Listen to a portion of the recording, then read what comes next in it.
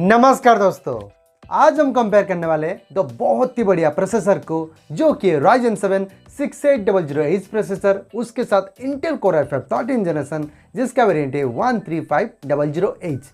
ये जो दोनों प्रोसेसर है वो आपको 70,000 से लेकर 1 लाख के अंदर के लैपटॉप में देखने को मिलेगा। जो Ryzen 7 6800H प्रोसेसर है वो आपको Asus ROG Strix and Asus TUF gaming laptop में देखने को मिलता है। जो Intel Core i5 13 generation processor है वो आपको Asus U16, Asus U15 OLED, Asus U15 OLED पे देखने को मिलता है। तो चलते हैं आज की इस वीडियो में इन दोनों प्रोसेसर को अच्छी तरीके से कंपेयर करते हैं और जानने की कोशिश करते हैं कि इन दोनों प्रोसेसर के अंदर कौन सा बेहतर प्रोसेसर है। तो आपको रिक्वेस्ट है कि वीडियो को बिल्कुल स्किप मत कीजिए। ये जो प्रोसेसर के साथ जो लैपटॉप आते हैं उन सभी लैपटॉप का बेस्ट बाय लिंक आपको डिस्क्रिप्शन पे मिल जाएगा। अगर आप मुझे सपोर्ट करना चाहते हो तो प्लीज़ उस लिंक से जरूर खरीदना। तो वीडियो में आगे बढ़ने से पहले अगर आप इस चैनल पर नए हो तो सब्सक्राइब कीजिए। सब्सक्राइब करने के साथ बगल में जो बेल आइकन है उसे जोर से दबा दीजिए। ओके, चलते हैं with wasting any time, let's start the video. Hi, this is Divyajyoti, you watching my channel DTK। Let's start. पहले स्टार्ट करते हैं रिलीज डेट से। Ryzen प्रोसेसर रिलीज हुआ था 4 जनवरी 2022 को। अगर हम इंटेल प्रोसेसर के बारे में बात करें वो रिलीज हुआ है 3 जनवरी 2023 को। सो रिलीज डेट के मामले में इंटेल i5 13 जनरेशन एक नया प्रोसेसर है। कोर्स एंड आर्किटेक्चर के बारे में Ryzen प्रोसेसर पर आपको 64 bit Gen 3 plus architecture based एक ऑक्टा कोर CPU देखने को मिलता है। अगर हम इंटेल प्रोसेसर के बारे में बात करें वहां पर आपको 64 bit Reptile H architecture based एक 12 कोर्स देखने को मिलता है, जिसमें आपको performance core 4 and efficiency core 8 देखने को मिलता है। तो यहाँ पर देखें तो Ryzen प्रोसेसर पर आपको टास्क डिस्ट्रीब्यूशन के लिए 8 कोर्स देखने को मिलता है। अगर हम इंटेल प्रोसेसर के बारे में बात करें वहाँ पर आपको टास्क डिस्ट्रीब्यूशन के लिए 12 कोर्स देखने को मिलता है, जिसमें आपको हल्का फुल्का काम के लिए 8 कोर्स एंड बहुत ही ज़्यादा हैवी टास्क के लिए 4 कोर्स देखने को मिलता है। सो यहाँ पर देखें तो इंटेल प्रोसेसर पर आपको ज़्यादा कोर्स देखने को मिलता है, इसके कारण यहाँ पर जो परफॉर्मेंस मिलेगा बहुत ही अच्छी खासी देखने को मिलेगा।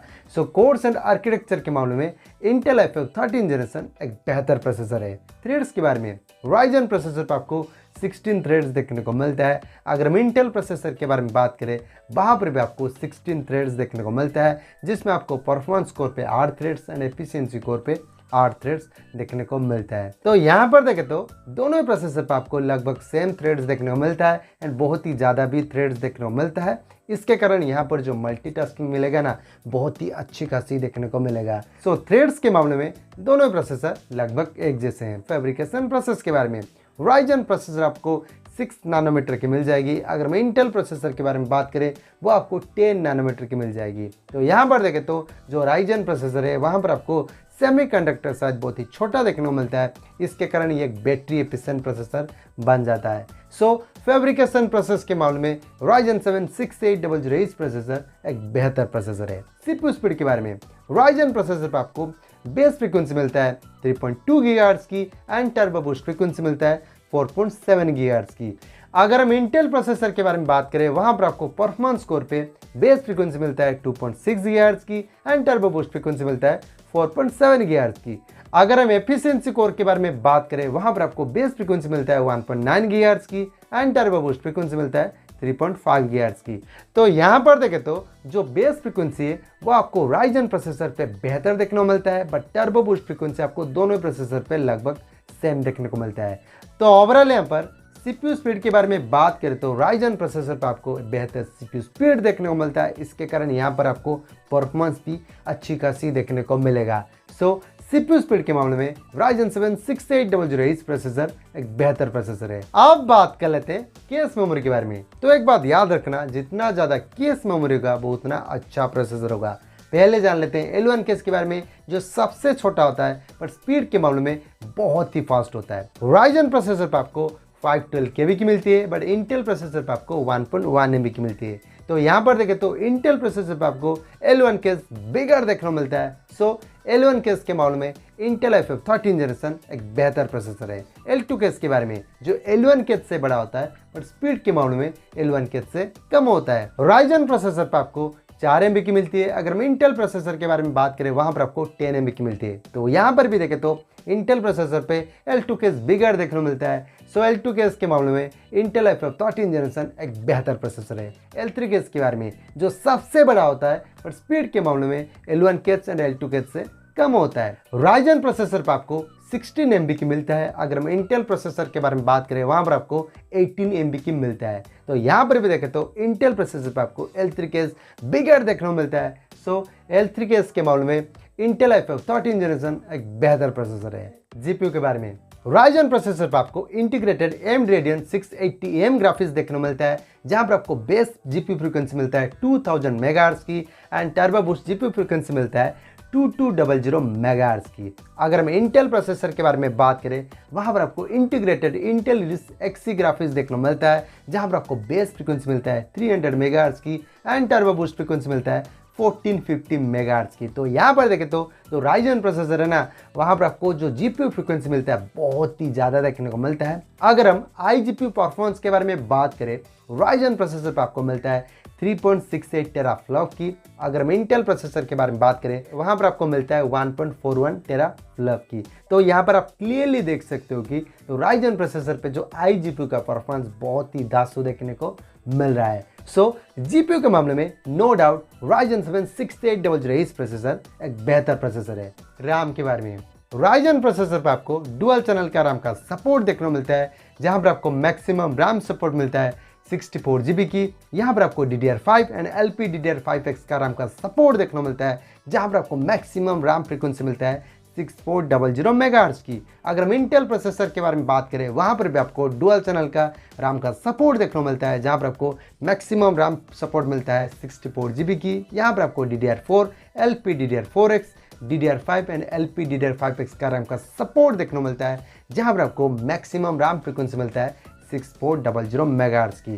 तो यहाँ पर देखें तो जो दोनों ही प्रोसेसर है, वहाँ पर आपको बेहतरीन रैम का सपोर्ट देखने को मिलता है। उसके बाद यहाँ पर आपको हाई रैम फ्रीक्वेंसी का सपोर्ट भी देखने को मिलता है। सो नो डाउट रैम के मामले में दोनों प्रोसेसर लगभग एक जैसे हैं। टीडीपी के बारे में जो हम बोलते हैं थर्मल डिजाइन पावर के बारे में पहले जान लेते हैं। ये टीडीपी क्या होता है। टीडीपी ये होता है कि एक प्रोसेसर होता है, प्रोसेसर काम करने के बाद थोड़ा बहुत तो हीट करेगा, उसको ठंडा करने के लिए जो सो मैकेनिज्म यूज होता है, मतलब एक कूलिंग सिस्टम यूज होता है। वो कूलिंग सिस्टम तो कुछ एनर्जी लेगा, जो भी कुछ एनर्जी लेगा उसको हम वाट में कैलकुलेट करते हैं, उसको ही हम टीडीपी बोलते हैं। तो जितना ज़्यादा टीडीपी होगा वो उतना ज़्यादा पावर कंजप्शन ज़्यादा करेगा, तो जितना ज़्यादा टीडीपी कम होगा वो उतना लोअर पावर कंजप्शन करेगा। तो यहाँ पर देखें तो दोनों प्रोसेसर पर आपको 45 वाट का टीडीपी देखने को मिलता है। दैट मीन्स यहाँ पर आपको हायर टीडीपी देखने को मिलता है, तो यहाँ पर आपको पावर कंजप्शन भी ज़्यादा देखने को मिलेगा। सो टीडीपी के मामले में दोनों प्रोसेसर लगभग एक जैसे हैं।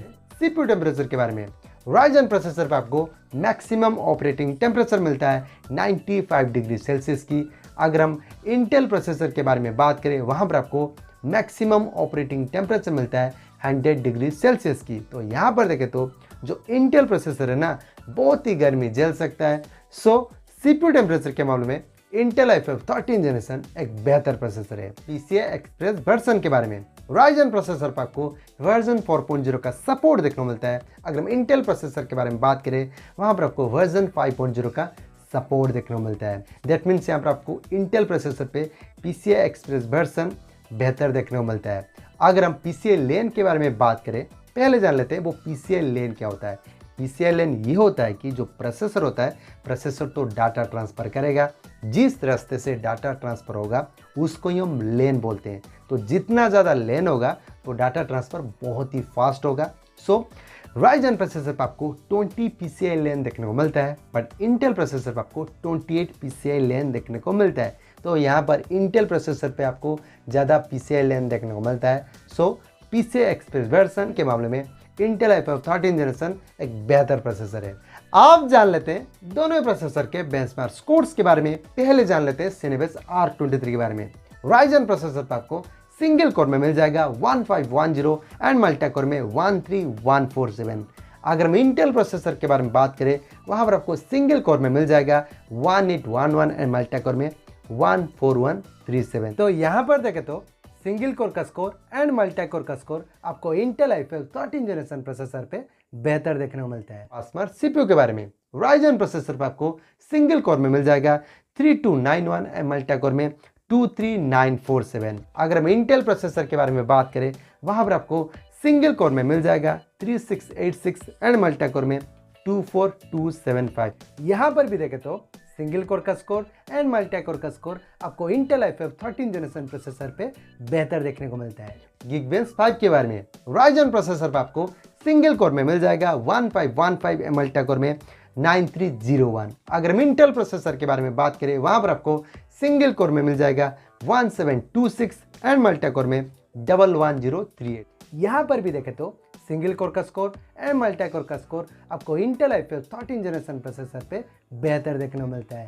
तो ओवरऑल यहाँ पर बेंचमार्क स्कोर्स के बारे में बात करें तो सिंगल कोर का स्कोर एंड मल्टी कोर का स्कोर आपको इंटेल i5 13 जनरेशन प्रोसेसर पे बेहतर देखने को मिल जाएंगे। सो बेंचमार्क स्कोर्स के मामले में इंटेल i5 13 जनरेशन एक बेहतर प्रोसेसर है। तो ये रहा complete comparison between Ryzen 7 68000H processor, उसके साथ इंटेल i5 13 जनरेशन जिसका वेरिएंट है 13500H। अब जान लेते हैं दोनों प्रोसेसर के प्रोस के बारे में। पहले जान लेते हैं Ryzen 7 68000H प्रोसेसर के प्रोस के बारे में। पहले तो यहाँ पर आपको ज़्यादा थ्रेड्स देखने को मिलता है, उसके बाद यहाँ पर आपको सेमीकंडक्टर साइज छोटा देखने को मिलता है, उसके बाद यहाँ पर आपको फास्टर सीपीयू स्पीड देखने को मिलता है, उसके बाद यहाँ पर आपको पावरफुल इंटीग्रेटेड जीपीयू देखने को मिलता है, उसके बाद यहाँ पर आपको हाई रैम फ्रीक्वेंसी का सपोर्ट भी देखने को मिलता है। अगर हम इंटेल प्रोसेसर के प्रोस के बारे में बात करें, पहले तो ये एक नया रिलीज हुआ प्रोसेसर है, उसके बाद यहाँ पर आपको ज़्यादा कोर्स देखने को मिलता है, ज़्यादा थ्रेड्स भी देखने को मिलता है, उसके बाद यहाँ पर आपको केस मेमोरी बिगर देखने को मिलता है, हायर रैम फ्रीक्वेंसी का सपोर्ट देखने को मिलता है, उसके बाद यहाँ पर आपको हायर सीपीयू टेम्परेचर देखने को मिलता है, उसके बाद यहाँ पर आपको लेटेस्ट जनरेशन का PCI एक्सप्रेस वर्जन का सपोर्ट देखने को मिलता है, उसके बाद यहाँ पर आपको हायर टर्बो क्लॉक स्पीड देखने को मिलता है एंड एट लास्ट यहाँ पर आपको बेंचमार्क स्कोर्स बहुत ही बेहतर देखने को मिलता है। तो ओवरऑल यहाँ पर कंक्लूजन के बारे में बात करें तो इन दोनों प्रोसेसर के अंदर कौन सा द बेटर प्रोसेसर है, मेरे हिसाब से ये जो दोनों प्रोसेसर है ना, बहुत ही ज़्यादा पावरफुल प्रोसेसर है एंड बहुत ही फंटास्टिक प्रोसेसर है एंड ये केपेबल रखता है बहुत ही ज़्यादा हेवी टास्क करने के लिए। बट अगर आप इन दोनों प्रोसेसर के अंदर एक को विनर घोषित करना चाहते हो तो मैं तो Intel core i5 13 generation processor को विनर घोषित करूंगा, क्योंकि यहाँ पर आपको ज़्यादा कोर्स देखने को मिलता है, ज़्यादा थ्रेड्स भी देखने को मिलता है, सीपीयू स्पीड भी अच्छी खासी देखने को मिलता है, उसके बाद यहाँ पर आपको हाई रैम फ्रीक्वेंसी देखने को मिलता है, केस मेमोरी बिगर देखने को मिलता है, उसके बाद यहाँ पर आपको लेटेस्ट जनरेशन का PCI एक्सप्रेस वर्जन का सपोर्ट देखने को मिलता है एंड एट लास्ट यहाँ पर आपको बेंचमार्क स्कोर्स बहुत ही बेहतर देखने को मिलता है। सो मेरे हिसाब से जो Intel core i5 13 generation processor है जिसका वेरिएंट है 13500H वो बेहतर प्रोसेसर है, वो आपको बहुत ही बढ़िया परफॉर्मेंस देगा। सो यहाँ पर विनर है इंटेल कोर i5 13 जनरेशन जिसका वेरिएंट है 13500H। अगर आपका टास्क बहुत ही ज़्यादा हैवी है, जैसे कि आपको हैवी एडिटिंग करना है, हैवी गेमिंग करना है, तो आप ये दोनों प्रोसेसर के साथ आप जरूर जा सकते हो। अगर आपको थोड़ा बहुत बेटर परफॉर्मेंस चाहिए तो आप Intel core i5 13 generation processor के साथ आप जा सकते हो, वो आपको बढ़िया सा परफॉर्मेंस देगा। तो ये रहा मेरा ओपिनियन। आपको क्या लगता है मेरे ओपिनियन के बारे में, आप प्लीज़ मुझे कमेंट सेक्शन पे जरूर बता सकते हो। अगर आपको किसी के बारे में डाउट आता है तो प्लीज़ मुझे कमेंट सेक्शन पे पूछ सकते हो या फिर मुझे इंस्टाग्राम पे मैसेज कर सकते हो, मैं आपको ज़रूर से रिप्लाई दे दूंगा। और हाँ, आप कौन सा प्रोसेसर के लिए इंटरेस्टेड हो आप प्लीज़ मुझे कमेंट सेक्शन पे जरूर बताना। तो चलते हैं, वीडियो को यहीं पर ख़त्म करते हैं। अगर आपको वीडियो अच्छी लगी तो लाइक कीजिए, शेयर कीजिए, सब्सक्राइब कीजिए। सब्सक्राइब करने के साथ बगल में जो बेल आइकन है उसे जरूर दबा देना है, क्योंकि फ्यूचर में अगर कुछ अपडेट आता है तो आपके पास जरूर नोटिफिकेशन आ जाएगा। तो चलते हैं, थैंक यू, बाय बाय, जय हिंद, वंदे मातरम।